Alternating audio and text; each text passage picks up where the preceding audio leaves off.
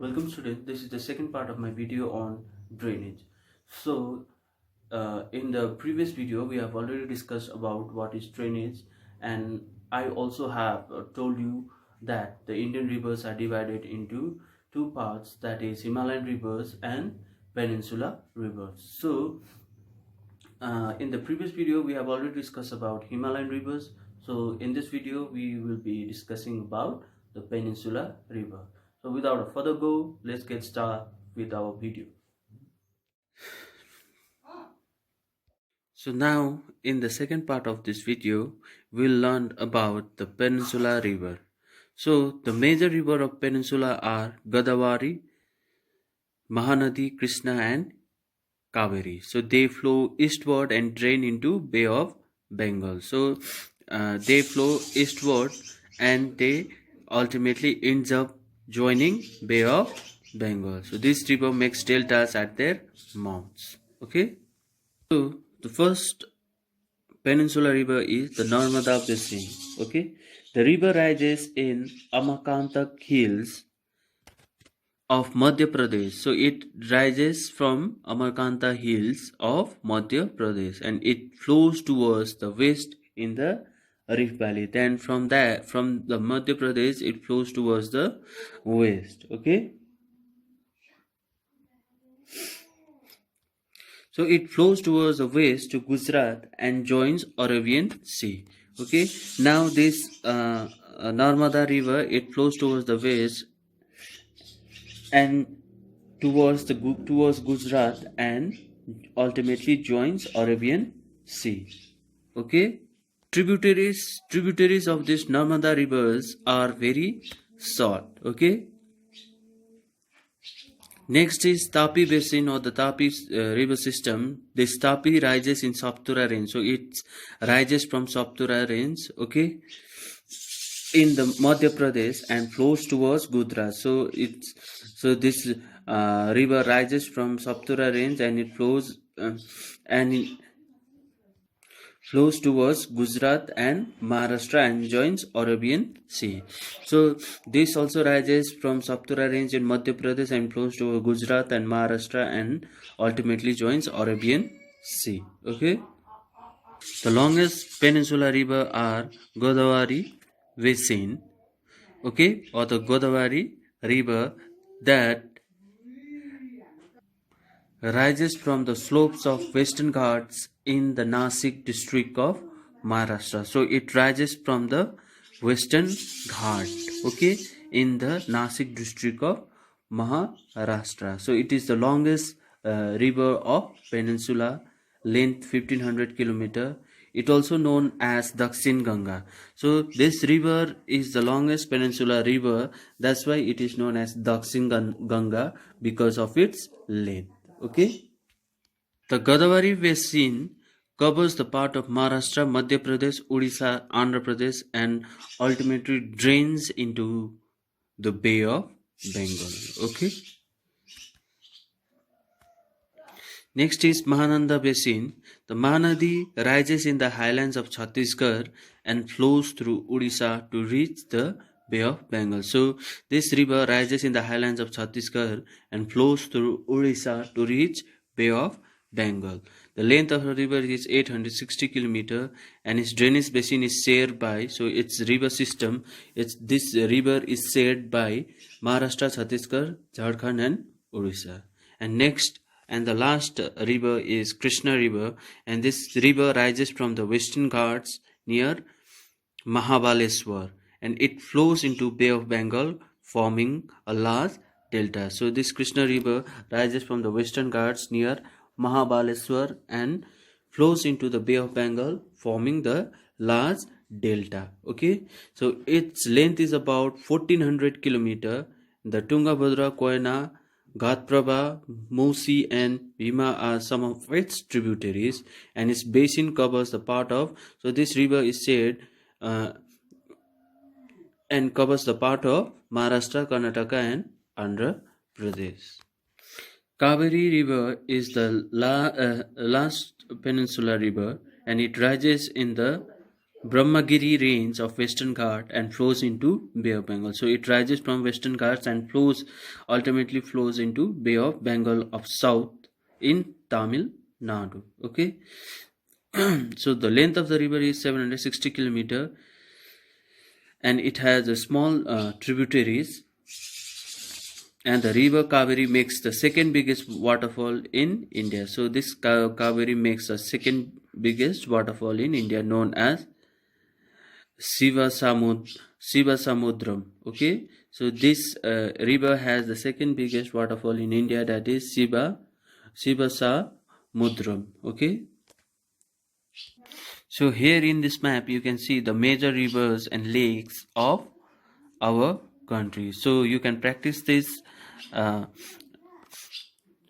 you can practice this, and you can also practice to locate or to point out this river on the map.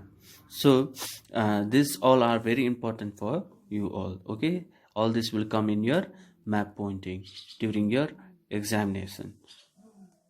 Next important topic in this chapter is lakes. So lakes are useful to human beings in many ways.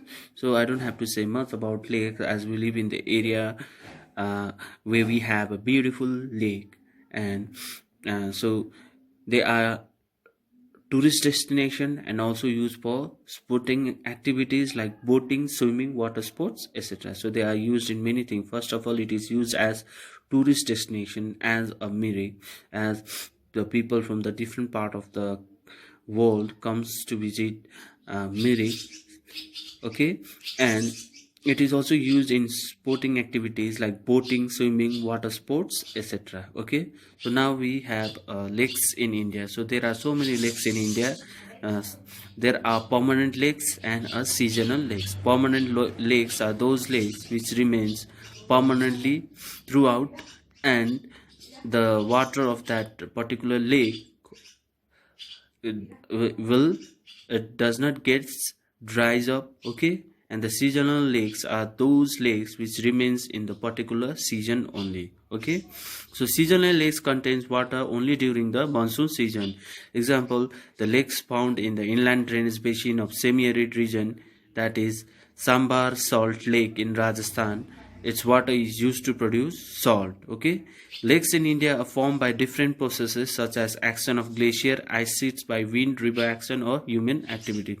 So lakes in India are formed by the different processes such as action of glacier and ice sheets, and by the river action or the human action. Some are naturally made lakes, or some are made by human activities. Okay,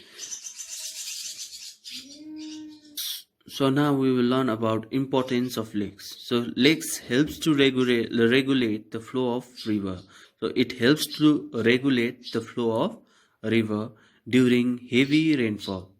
It prevents flooding, and during the dry season it helps to maintain even flow of water. So lakes helps to regulate the flow of river during heavy rainfall. It prevents flooding also, and during dry season it helps to maintain even the flow of water. Okay, number 2 is it can also be used for developing hydropower. So it can be used for developing hydroelectricity. It moderates the climate of surrounding. So it also moderates the climate of surrounding. So in the area surrounded or the area near the lakes always remains cool. Okay, and this is how they moderate the climate of the surrounding. Okay, maintains aquatic ecosystem. It also maintains the aquatic ecosystem. Okay, and enhance natural beauty. So enhance natural beauty means and helps develop tourism and provide recreation. So it also increases the natural beauty and helps to develop tourism and provide recreation. So it is a place of recreation for so many people. Okay, so next point is 71% of the world's surface is covered with water, but 97% of that is salt water. So 71% of the world surface is covered with water, okay, and but 97% of that is salt water, okay. 97% of it is salt water which we can't drink, okay.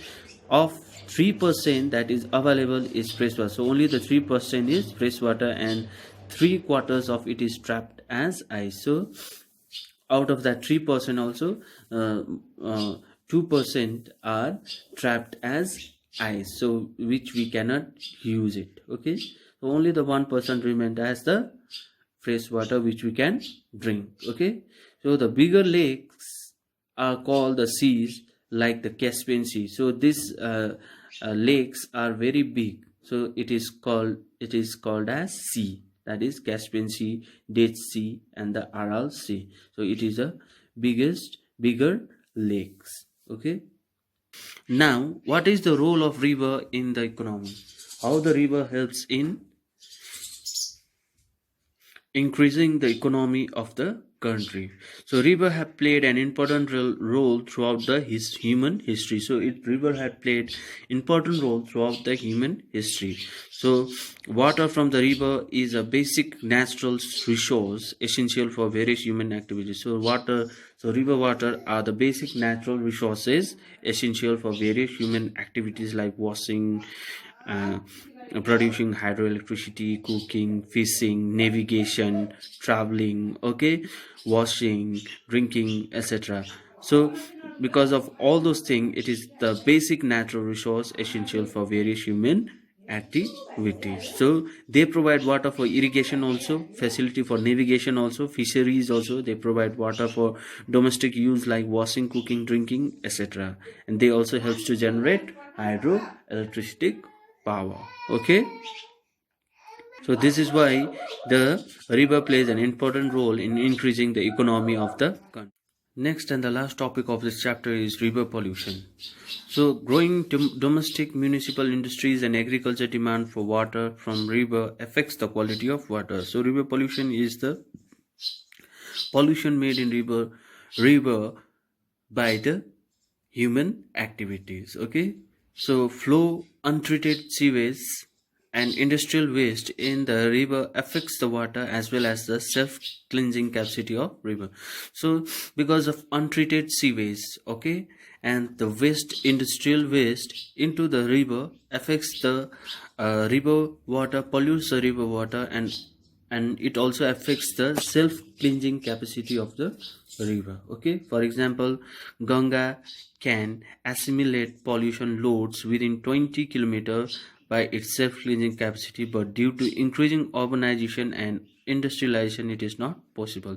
So Ganga has the capacity to assimilate pollution loads within 20 kilometers by its self cleansing capacity, but due to increasing urbanization and industrialization it is not possible now for Ganga to self clean itself, okay. So various action plans are launched by the government to control river pollution nowadays. So with that we have covered this chapter, drainage system.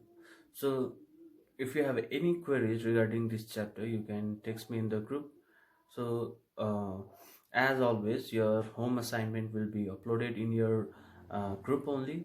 So stay home, stay safe, keep learning, and have a nice day.